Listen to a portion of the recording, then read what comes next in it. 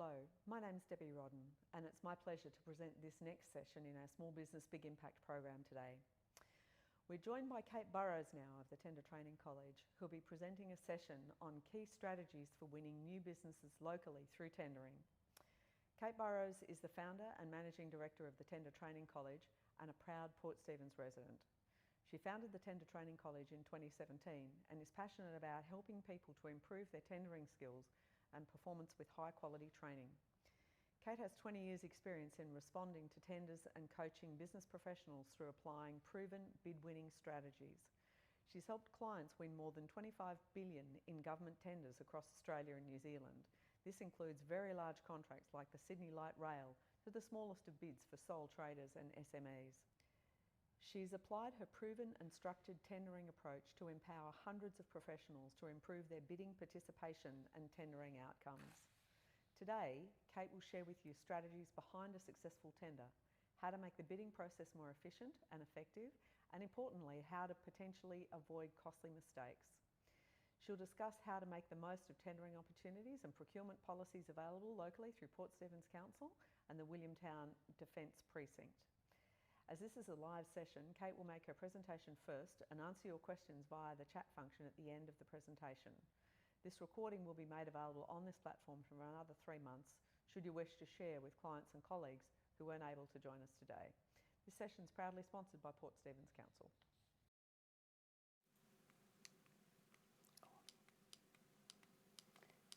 Good afternoon, and thank you, Deb, for the introduction.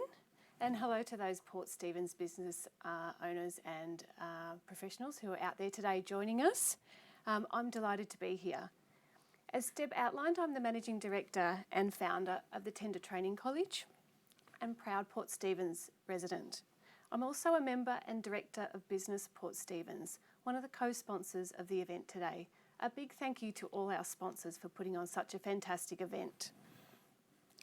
It is as a small business owner and a local resident and a tender specialist that I'm able to share with you today some of my unique perspectives on how to win business locally through tendering. In fact, it was not long after I moved to the Bay in 2017 that I started the Tender Training College. That was after many years of working across the country and New Zealand on tenders on some very large contracts across defence, transport, infrastructure and social services, that I often found that professionals were thrown into tendering with little or no training. And it can often really feel like a second language or a new language that you're learning. Tendering is full of jargon, contractual, legalistic jargon. The questions themselves can be confusing and complex. And you still need to produce a whole lot of information within a very short time frame while also managing your day jobs. And what I found over the years is that I had a methodology or an approach that I applied to tendering that was actually proven to be quite successful in helping my clients win large contracts and small contracts. So it's some of that experience that I'm going to share with you today to take advantage of some of the procurement opportunities and contracts that are available locally, particularly through Port Stephens Council, through the Williamtown Defence Precinct, and also this is applicable to any other business or tendering opportunities that comes through other small business or private business. Some of you heard the session prior with Rex Morrison from Port Stephens Council. He gave advice on how to access tenders through the council procurement section. And Rex mentioned to me in the lead up to today that there are on average 25 tenders available each year through council. So plenty of opportunities for businesses to take advantage of these contracts. Before I get started on sharing my learnings, I want to introduce you to my co-speaker today, Tim Owen, the Chair of Hunter Defence.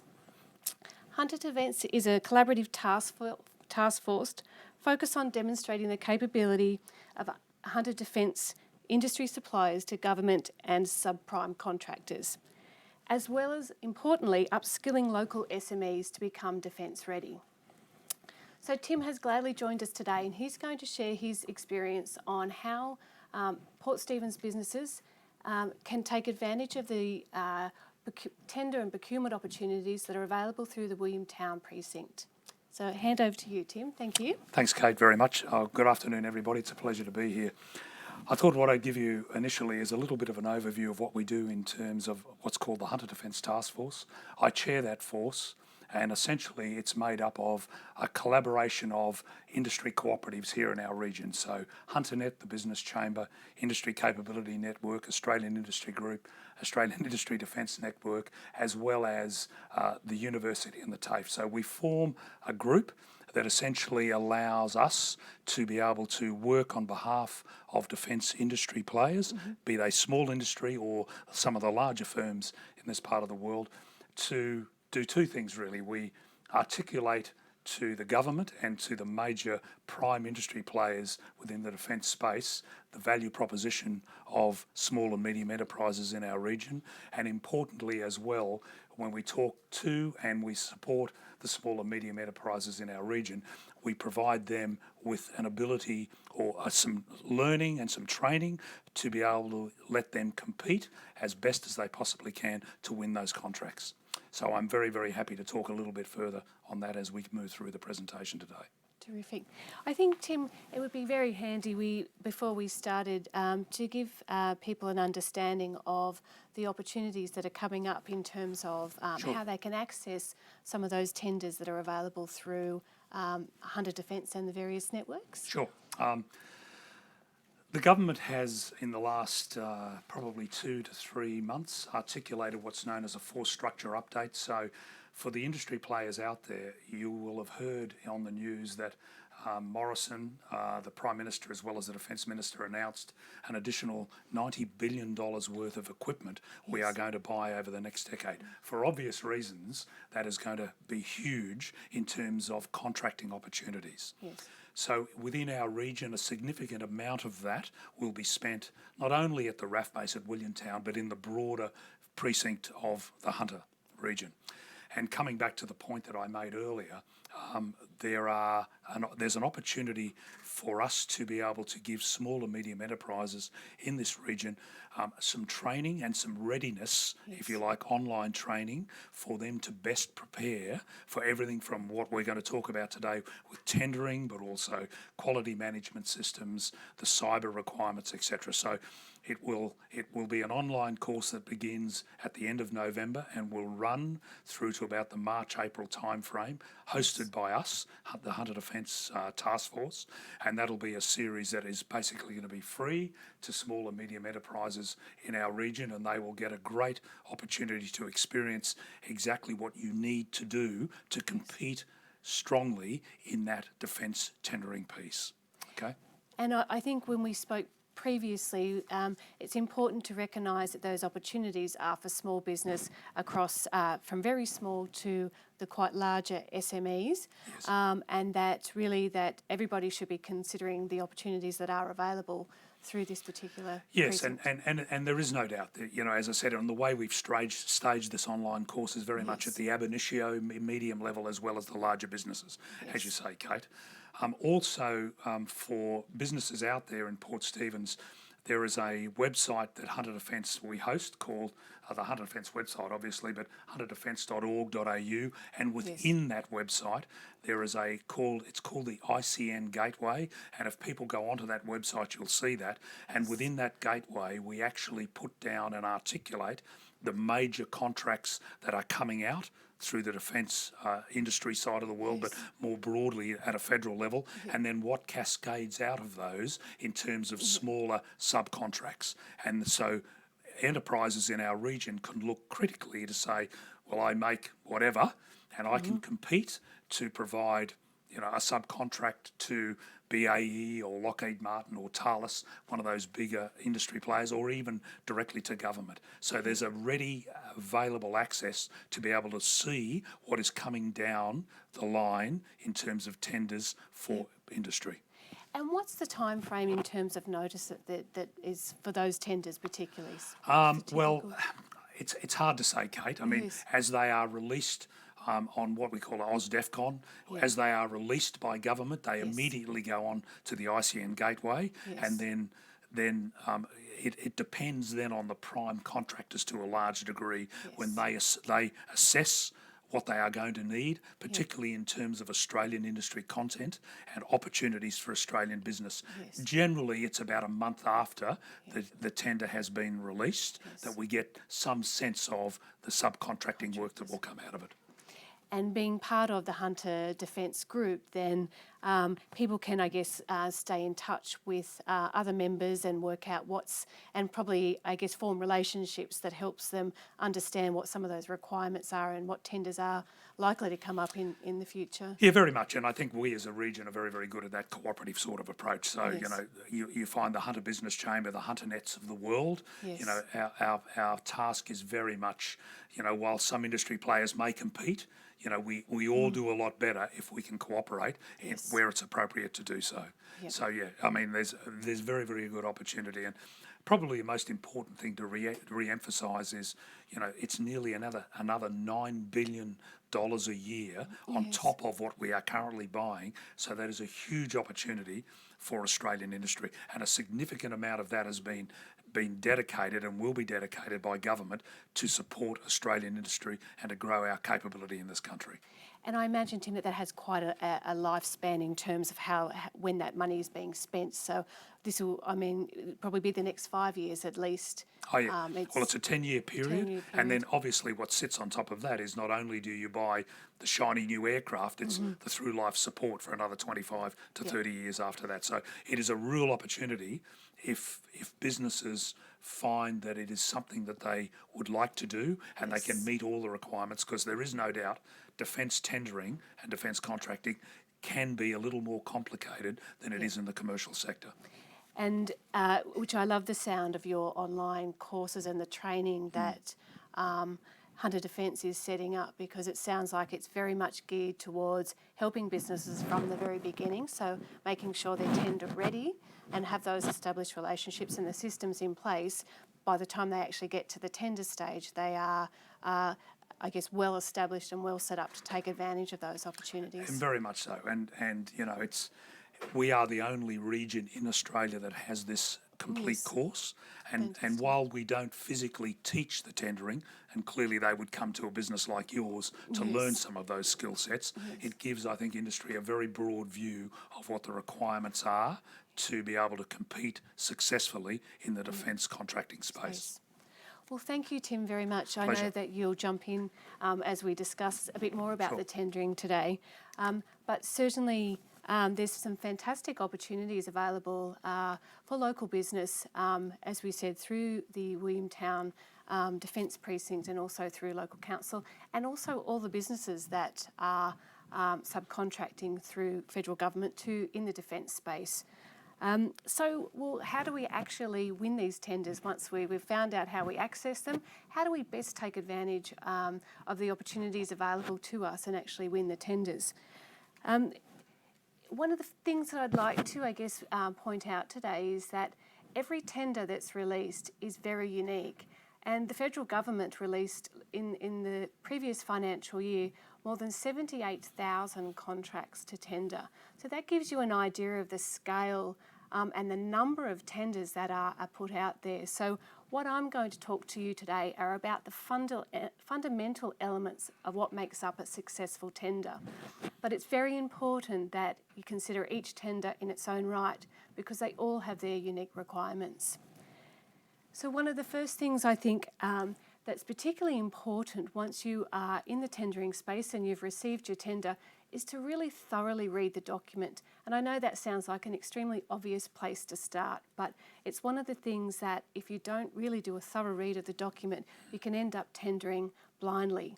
And it's very, very important that you read and analyse the tender for our first strategy, and that's to actually consider, can you actually win this tender? So I see a lot of the time that companies get very excited about a procurement opportunity and are jumping in and already halfway through their submission to work out late in the piece that they really don't stand a chance. So obviously tendering can take up an enormous amount of time and effort and resources. So my advice is really early on in the stage, once you've really properly read and analysed the tender document, is to really consider your chances of success. So it's your chances of success to win the tender and your chances of success of delivering the requirements over the term of the contract. And I think one of the things that you can do is really sit down and, I guess, as I said, read the tender, understand what you need to deliver as the successful supplier, and then work out whether yourself, whether your business has the capacity to deliver the requirements, whether you have a good relationship and track record with this client or other particular clients. What are the risks? What are the competitive environments? Really do a thorough and sound due diligence on whether or not your organisation can win this tender and can meet the resourcing requirements over the term of the contract. Certainly will save you a lot of time and money if you do that in the first place. So one of the things that I often see in the tendering space is a lot of people, because they're short for time, and this is particularly small business owners, is they do a lot of copying and pasting from websites or company brochures or previous tenders. And what ends up happening is a very, very generic response. So one of the things I say about tendering, it's really a points game. So you want to put yourself in the best position to score the top amount of points at every question. And if you think about the fact that every question in a tender, you have an opportunity to score low, medium or high points, you want to be scoring in that high range all the time to give yourself the very best chance of winning. And the very best chance of winning is to make sure that you understand exactly what the client wants to achieve as a result of the tender. So by that I mean, what does the end result look like for the client when they've successfully delivered the contract or the project? This is what good looks like for them. Often in our tender documents, the client, and I mean, when I say the client, I mean the Port Stephens Council or the Defence Organisation, that is the party that's issued the tender, they will often communicate what their end objectives are for the particular tender or contract. And it's very important that we read and understand that, and we show them that through our response that we can help achieve those objectives. And if your tender document doesn't contain those objectives clearly, have a look at the evaluation criteria. The evaluation criteria are contained within the document, and they will often tell you what are the most critical points for that particular tender. They'll also tell you how the client will score the document as well. If by identifying and understanding the client's objectives, we can develop a more customised client-focused response. And it also helps us to give us context for that particular project or client. For example, if it's a Port Stephens Council tender for a local community centre, this will likely fit in with their community strategic plan, for example, which might outline other projects' timeframes or factors that will interface with this particular tender. And that's really important to consider when we're looking at our tender document. What is the broader context? And I think this is particularly important in the defence sector, where there are a lot of the larger prime contractors who subcontract the work down the line. And I think it's very important for those people to make sure they understand that they are part of a much bigger contract and chain to make sure that they're really delivering on the federal government's objectives down the line. Yeah, that's exactly right, Kate. And you will find that most of the major defence primes in this country do work very closely with the small and medium enterprises, so they understand the overarching context and the scale of the tender and where their particular deliverable fits into that. Yes. Yeah. I think it's also important when we're looking at government tendering that we really consider what's at stake for our client. And really, with government, the one thing that's always at stake is managing risk and being able to help government manage risk through the delivery of the contract. So each tender will bring with it its own unique risks. So for example, the community centre that I mentioned before as an example tender, it may bring along particular construction safety risks, for example, if the centre is being built next to a primary school. All of a sudden the project takes on an extra component that we have to, as the bidding party, make sure that we help the client, Port Stephens Council in this instance, meet those concerns and manage that risk as part of the delivery of the project. And in the defence space, there's a lot more breadth at times to that, and clearly because of the security of a lot of what we are producing in this country, things like very higher order cyber protection, the quality management systems that are inherent to your business, they're to a degree a little more unique and a little more demanding than you would normally find in normal commercial tenders. And I think at the end of the day that you have to really, I guess, know that space and really do a lot of research on the particular clients and the particular tenders and projects to really understand. And that's what we do teach in this online course. Yeah. Yep. I always take note that if you are tendering for whatever client it is, that you do thoroughly research their websites and all their documentation to give you as much information about them as possible. So the term value for money is a very common one when you're tendering for government, because it's the overarching element by which government tenders are evaluated on. And tenders are normally assessed on the price and the non-price components through which a score is provided and a winning tenderer are nominated. One way to look at value for money is the cost of the tender and the quality and the benefits that the client will get from that overall submission. So how do we help the client meet their objectives through providing a value for money solution? So sometimes we know the client wants the lowest price. And this is a question I'm asked time and time again: does the lowest price always win? Well, as I said to you, there are thousands upon thousands of tenders released each year, and every client will have a different objective for their tenders. So it's our job to understand what those objectives are, and as best as we can understand where price does fit into the equation. However, I know from my discussions with Port Stephens Council, for example, that value for money for them is a competitive price, but it's also ensuring that we can clearly demonstrate the quality of the work that you're going to provide as part of that tender response. So that means having the right systems and frameworks in place. It means the right assurances and accreditations to do that particular scope of work. Having appropriate safety instructions, for example. How can you provide counsel that you can monitor and assure the quality of your work? And if you are local, for instance, it's also being able to demonstrate the value of that in your response to council. So, for instance, it's not just saying, I'm a local supplier, choose me. It's saying that I'm a local supplier and I use contractors or I use staff from the local area. I am contributing to building and developing their skills. I'm contributing to their local economy, demonstrating the value that you bring as a local supplier within the workforce that you're bringing along. I also think about our example with the local community centre. If safety is a priority, then think about how we can offer safety initiatives to help reduce the safety risks associated with building that local community centre. So I'll touch more on that later.